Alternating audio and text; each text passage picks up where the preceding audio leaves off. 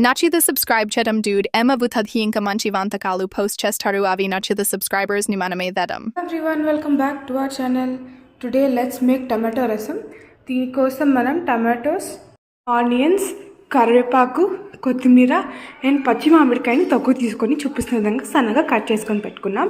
ఇప్పుడు ఇలా సన్నగా కట్ చేసుకున్న ముక్కలన్నీ ఒక గిన్నెలోకి తీసుకొని అందులో కొద్దిగా పసుపు, టేస్ట్కి సరిపడా కారం అండ్ రసం పౌడర్ యాడ్ చేసుకొని మొత్తం బాగా మిక్స్ చేసుకుంటున్నాం. టమాటోలో ఉన్న జ్యూస్ అంతా బయటకి వచ్చి ఆనియన్స్కి అండ్ పుదీనా, కరివేపాకు యాడ్ చేసిన అన్నిటికీ బాగా పట్టేలాగా కలుపుకోవాలి. ఇది మొత్తం బాగా మెత్తగా అనేది అయితే మనం మెత్తుకొని పెట్టుకుందామండి.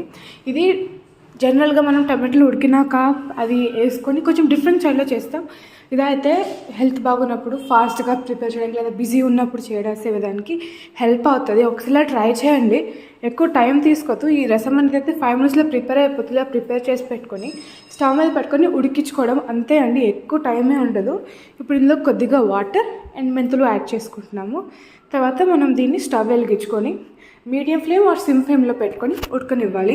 మరి ఫాస్ట్గా ప్రిపేర్ చేసుకోవాలి, ఇంకా టైం లేదనుకుంటే కొంచెం మీడియం ఆర్ హై ఫ్లేమ్లో పెట్టుకోండి. అండ్ నిన్న మనం కాకరకాయ ఫ్రై అనేది అయితే అప్లోడ్ చేయడం జరిగింది. అది టమాటో రసంలోకి కాంబినేషన్గా చాలా బాగుంటుంది. అండ్ పకోడీ వేసుకొని తిన్న ఈ రసంలోకి బాగుంటుంది. ఆర్ ఆ పాపడ్స్ కూడా బాగుంటాయండి. డెఫినెట్గా ట్రై చేయండి ఒకసారి సింపుల్ అండ్ టేస్టీ టమాటో రసం రెసిపీ. ఇప్పుడు ఒక ప్యాన్లో కొంచెం గీ యాడ్ చేసి అందులో ఆవాలు అండ్ జీరా కూడా యాడ్ చేసుకున్నాము. అది కొంచెం లైట్గా ఫ్రై అవ్వాలి. అలా అప్పుడు ఇక్కడ మన టమాటో అయితే రసంని ఉడకనివ్వాలి. బాగా వాటర్ మొత్తం బాగా బాయిల్ అవ్వాలి. ఆ టమాటో ఫ్లేవర్ అంతా వాటర్కి పట్టి బాగా బాయిల్ అవుతే అన్నంలో వేడిగా వేసుకొని తింటే టేస్ట్ బాగుంటుంది. అండ్ ఇందులోకి మనం పొట్టు తీసుకొని పెట్టుకున్న వెల్లుల్లిపాయలు అయితే యాడ్ చేసుకుంటున్నాం. ఇందులో మనం గరిటె వాడట్లేదు, అసలు కలపద్దు ఏమీ. జస్ట్ అలా కొంచెం వేగిన తర్వాత స్టవ్ ఆఫ్ చేసి ఈ మిశ్రమాన్ని మన రసంలోకి యాడ్ చేసేసుకొని కలుపుకొని తింటే యమ్మీ అండ్ టేస్టీ రసం అయితే రెడీ అయిపోయింది. మీకు నచ్చింది అనుకుంటున్నాను ఈ సింపుల్ అండ్ టేస్టీ రెసిపీ. డెఫినెట్గా కాకరకాయ ఫ్రై రెసిపీ కూడా ట్రై చేయండి.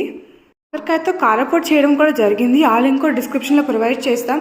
If you like our videos please to like, share, comment and don't forget to subscribe to our channel. Have a great time. Bye.